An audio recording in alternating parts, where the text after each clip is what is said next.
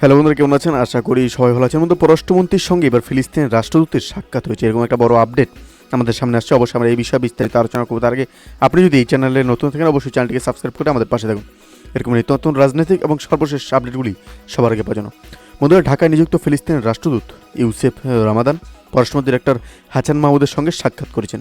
আজ বৃহস্পতিবার রাজধানীর সেগুনবাগিচায় পররাষ্ট্র মন্ত্রণালয়ের মন্ত্রীর দপ্তরে এই সাক্ষাৎকালে পররাষ্ট্রমন্ত্রীর ফিলিস্তিনের প্রতি বাংলাদেশের দৃঢ় সমর্থন এবং অবিলম্বে গাজায় ইসরায়েলি হামলা বন্ধের দাবি পূর্ণ ব্যক্ত করেন।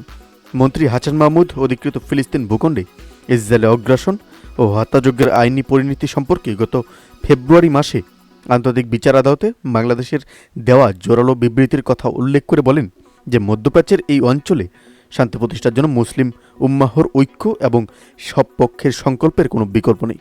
রাষ্ট্রদূত ইউসেফ রামাদান ফিলিস্তিনের প্রতি বাংলাদেশের অব্যাহত দৃঢ় সমর্থন এবং আন্তরিক সহযোগিতা ও গাজাবাসীদের সাহায্যপূর্ণ সামগ্রী প্রেরণের জন্য প্রধানমন্ত্রী শেখ হাসিনার কাছে গভীরভাবে কৃতজ্ঞতা জানান। চলতি সংকট মুহূর্তেই বাংলাদেশের পক্ষ থেকে আরও সহযোগিতা কামনা করলে পররাষ্ট্রমন্ত্রী ডাক্তার হাসান মাহমুদ সে বিষয়ে রাষ্ট্রদূতকে আশ্বস্ত করেন।